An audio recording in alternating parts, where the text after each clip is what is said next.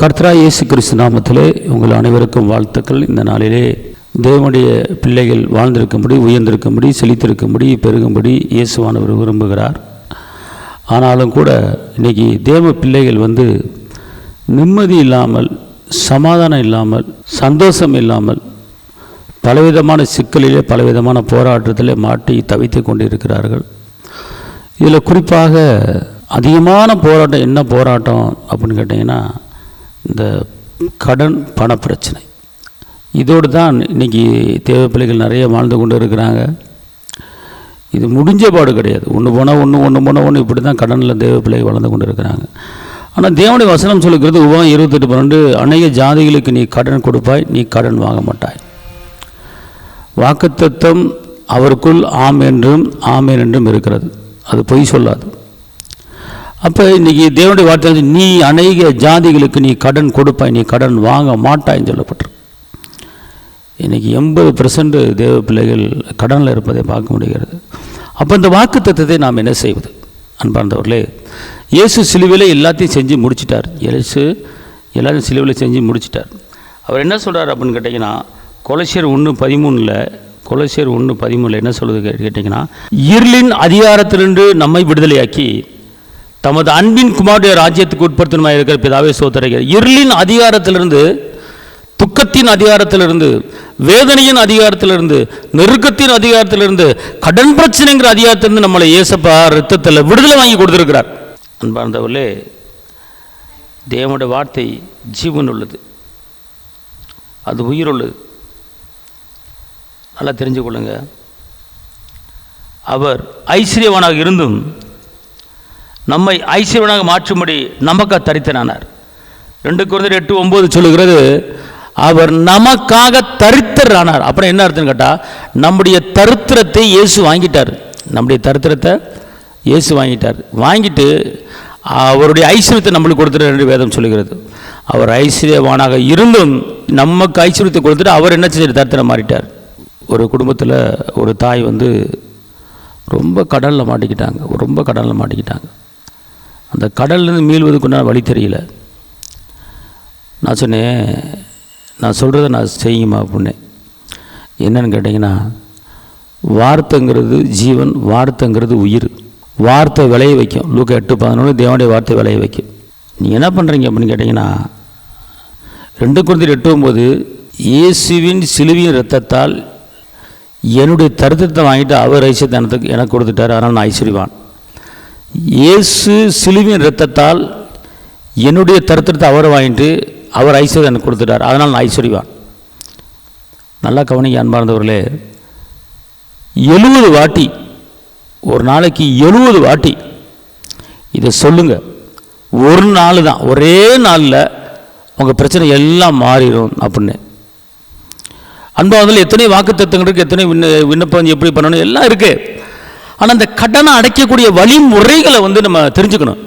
வசனங்களை நான் சொல்கிறத கரெக்டாக நீங்கள் ஃபாலோ பண்ணிட்டீங்கன்னா, இப்போ உங்களுக்கு தெரிஞ்சவங்க ஒருத்தன் நாளைக்கு வாமா உனக்கு 5 லட்சம் தர்றேன் அப்படின்னா சரி, போயிடுறீங்க.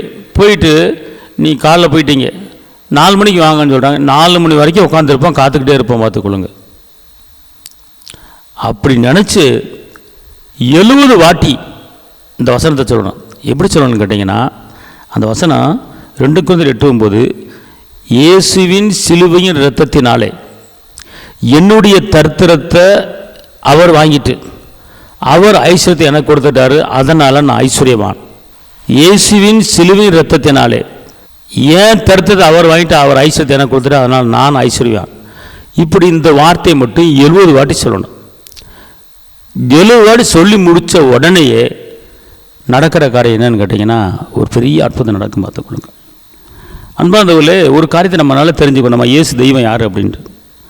லூக்கா 9:3 இயேசு என்ன பண்ணுறாரு? சீசர்களை வழிக்கு பையாவது, தடியாவது, காசாவது, பணமாவது ஒன்றும் கொண்டு போய் நீ போ அப்படிங்கிறாரு. அவங்க போயிட்டு வந்துடுறாங்க. அப்போ லூக்கா 22:35 கேட்குறாரு, நான் உங்களை ஒன்றுமில்லாமல் அனுப்புனேனே, ஏதாவது அங்கே குறை இருந்துச்சா அப்படின்னு கேட்குறாரு ஏசப்பா. இல்லை அப்படிங்கிறாங்க. நல்லா தெரிஞ்சுக்கொள்ளுங்க, 2000 வருடங்களுக்கு முன்பாக இயேசு வாழ்ந்தபோது அப்போவே ஊழியத்துக்கு குறையில்லை அப்படிங்கிறார். அப்போவே என்ன இல்லை, குறையில்லை. அப்போ நம்ம குறையில்லாமல் நடத்துவது அவர் விருப்பம், குறையோடு வாழ வேண்டிய விருப்பம் இல்லை. நல்லா தெரிஞ்சுக்கொள்ளுங்க. இன்றைக்கி இழந்த மனத்தை நம்ம திருப்பி கொள்ள முடியும். எவ்வளோ வட்டி கட்டி இருக்கும் அந்த வட்டி பணம் திருப்பி வாங்க முடியும். எப்படி வாங்க முடியும்?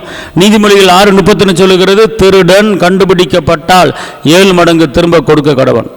இதே மாதிரி 2வது வாட்டி நீங்கள் செய்யணும். என்ன செய்யணும்னு கேட்டிங்கன்னா, அதாவது 2 Corinthians 8:9 சொன்னது போல் இப்போ நீதிமொழிகள் 6:31 நான் சொல்கிற கவனிங்க, எல்லாரும் கவனிங்க. நான் சொல்கிற கவனித்து கரெக்டாக நீங்கள் சொல்லணும். டைம் ஒதுக்கணும், அவ்வளோதான். டயத்தை ஒதுக்கணும். டயத்தை ஒதுக்கணும் ஆசீர்வாதம். அதனால் நம்ம டயத்தை ஒதுக்கி நேரம் பார்க்காம ஜெபிச்சாங்க, ஆசீர்வாதம் வாங்கிட்டாங்க. அதே போல் நான் சொல்கிறத மட்டும் டயத்தை ஒதுக்கி செய்யுங்க. நீதிமொழிகள் 6:31 படி திருடன் கண்டுபிடிக்கப்பட்டால் 7 மடங்கு திரும்ப கொடுக்க கடவன். என்னுடைய வாழ்க்கையில் இதுவரை எவ்வளோ இழந்திருக்கிறோன்னா அது எல்லாம் இயேசுவின் நாமத்தில் 7 மடங்கு எனக்கு வருவதாக. இந்த வசனத்தை 70 தடவை சொல்லணும், பார்த்துக்கொள்ளுங்க. திருடன் கண்டுபிடிக்கப்பட்டால் 7 மடங்கு திரும்ப கொடுக்க கடவன். என்னுடைய வாழ்க்கையில் எவ்வளோ இழந்தேனோ அது எல்லாம் எனக்கு இயேசுவின் நாமத்தில் 7 மடங்கு வருவதாக. அப்போனா நீங்கள் 1 லட்சம் நஷ்டப்பட்டிருந்தீங்கன்னா அது 7 லட்சமாக உங்களுக்கு வருது. இப்போ விவரிஞ்ச காலத்தில் வட்டி வட்டி வட்டி எவ்வளோ கட்டியிருப்போம், அதெல்லாம் 7 மடங்கு வரப்போகுது உங்களுக்கு. இந்த வசனத்தை சொன்னீங்கன்னா, இந்த வசனத்தை அறிக்கிட்டீங்கன்னா, எபிரேயர் 10:23 நான் நம்முடைய நம்பிக்கையை அறிக்கையிடுவதில் அசைவில்லாமல் உறுதியாக இருக்க கடவோம், வாக்குத்தத்தம் பண்ணி உண்மையுள்ளார இருக்கிறாரே. இந்த வசனத்தின்படி நீங்கள் சொல்லுங்கள். 70 தடவை சொல்லணும். நான் 70 தடவை 2 வசனத்தை சொல்லணும். 2 Corinthians 8:9 நீதிமொழிகள் 6:31 3 நாள் கண்டினியூவாக சொல்லிக்கிட்டே இருங்களேன். 4ஆவது நாள் உங்கள் பிரச்சனை சால்வ் ஆயிடும். இயேசு நாமத்தில் சொல்கிறேன், அவருடைய நான் வார்த்தையை நம்பி சொல்கிறேன். 7 வாட்டி சொல்லுங்கள். அடுத்து இன்னொரு காரியம், தேவன் வசனம் என்ன சொல்லுதுன்னு கேட்டால், உபாகம் 15 நாளில் எளியவன் உனக்குள்ளே இருக்கக்கூடாது, கஷ்டப்படுகிறவன் உனக்குள்ளே இருக்கக்கூடாது, கடன் படுகிறவன் உனக்குள்ளே இருக்கக்கூடாது, பலவீனப்படுகிறவன் உனக்குள்ளே இருக்கக்கூடாது, எளியவன் உனக்குள்ளே இருக்கக்கூடாது. நம்ம தேவ பிள்ளை வாழ்க்கையில் எளிமையான வாழ்க்கை வாழ்கிறவங்க கூட இருக்கக்கூடாது. பாருங்கள் எப்படிப்பட்ட ஒரு வார்த்தையை இயேசப்பா சொல்கிறார் பார்த்துக்கொள்ளும். எளியவன் உனக்குள்ளே என்ன செய்யக்கூடாது, இருக்கக்கூடாது. நல்லா இயேசப்பாக்கிறீங்களே, வாக்கு தத்துவத்தை நீங்கள் நம்புங்க அன்பாக இருந்தவர்களே. இப்போ எகிப்திலிருந்து இஸ்ரேல் மக்களை புறப்பட பண்ண வச்சுட்டு அவங்களை கைவிட்டாரா? உபாகம் 28 எகிப்திலிருந்து அவங்களை புறப்பட பண்ணும்போது வாழ்க்கையில் ஒரு குறை இல்லை. பரலோகத்தில் தேவதூதர்கள் சாப்பிட்ற சாப்பாடை கொடுத்தாரு, காடையை கேட்டாங்க, காடையை கொடுத்தாரு. எவ்வளோ காரியம் செஞ்சுருக்கிறார் தெரியுமா உங்களுக்கு? இவ்வளோ பெரிய அற்புதம் பண்ண கர்த்தர் உங்களுக்கு அற்புதம் பண்ணாமல் இருப்பாரா? யோசனை பண்ணி பாருங்கள். நல்லா தெரிஞ்ச நீதிமொழிகள் 11:24-25 என்ன சொல்லுதுன்னா, நான் வாசிக்கிறேன் கேளுங்க. வாரி இறைத்தும் விரித்தடைவாரும் உண்டு, அதிகமாக பிசினைத்தனம் பண்ணி வறுமை அடைவார் உண்டு. நல்லா தெரிஞ்சுக்கொள்ளுங்க. வாரி இறைத்தும் விரித்தி அடைவார் உண்டு, அதிகமாக பிசினைத்தனம் பண்ணி வறுமை அடைவார் உண்டு.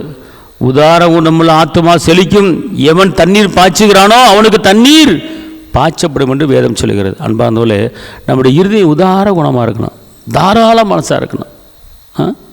நல்லா தெரிஞ்சு கொள்ளுங்க. வாரி இறைத்தி விரித்தடைவர் உண்டு, அதிகமாக பிசினித்தனம் பண்ணால் என்ன உண்டு? வறுமை வந்துடும். பிசினித்தனம் பண்ணக்கூடாது, பிசினித்தனம் கஞ்சத்தனம் பண்ணக்கூடாது. கரெக்டாக நம்ம என்ன செய்யணும், நடக்கணும், கரெக்டாக நம்ம செலவு பண்ணணும், பார்த்துக்கணும். ஆண்டோடைய ஊழியத்தில் பிசினித்தனம் பண்ணி ஊழியம் பண்ணக்கூடாது, தாராள மனசாக ஊழியம் பண்ணணும். இப்போ நான் இருக்குன்னு வச்சுக்கோங்களேன், ஒரு கிறிஸ்துவ புக் ஸ்டாலுக்கு போகிறேன்னு வச்சுக்கொள்ளுங்க. இந்த புக்கு எவ்வளோங்க, இந்த புக்கு எவ்வளோன்னு கேட்பேன். இது 150 ரூபா, இது 100 ரூபான்னு சொல்லுவாங்க. கொடுத்துட்டு வாங்கிட்டு வந்துடுவேன். ஒரு 10 ரூபா குறைச்சி போடுங்க, இது 20 ரூபா குறைச்சி போடுங்க அப்படின்னு சொல்லவே மாட்டேன். ஒரு மெடிக்கலுக்கு போனோம்னா, ஆஸ்பத்திரி போனோம்னா 2000 ரூபாய் செலவாகுது. கர்த்தருடைய வசனம் அடங்கிய புக்கோ போர்டோ வாங்கும்போது ஒரு 5 குறைச்சி போடுங்க, 10 குறைச்சி போடுங்க அப்படின்னா அது பிசினித்தனம். கர்த்தருடைய காரியத்தில் பிசினித்தனம் பண்ணக்கூடாது. ஒரு புக்கு 150 ரூபா அந்த கொடுத்துட்டு வாங்கிட்டு வந்துடணும். அதில் போய் எனக்கு ஒரு 20 ரூபா குறைச்சி போடுங்க அப்படி சொல்லவே கூடாது. அதுக்கு பேர் என்னதுன்னா பிசினித்தனம். கர்த்தருடைய வார்த்தையை வாங்குறதில்ல, கர்த்தருடைய விசுவாசமான வார்த்தைகளை பேசக்கூடிய அந்த புஸ்தகத்தை வாங்குறதுல கஞ்சத்தனம் பண்ணக்கூடாது. அதில் உதாரண குணம் ஆத்தமாக இருக்கணும், பார்த்துக்கொள்ளுங்க. அதே மாதிரி சர்ச்சில் ஒரு பொருள் வாங்கியிருக்கீங்களா, அந்த பொருள் வாங்கினதில் ஒரு நல்ல ஒரு பெஸ்ட்டான பொருளாக ஆண்டவரை மையப்படுத்தும்படியாக கஞ்சத்தனம் பண்ணாமல் செய்யணும், பார்த்துக்கொள்ளுங்க. நீங்கள் விசுவாசிச்சு கேளுங்க, ஆண்டவர் கண்டிப்பாக தருவார்.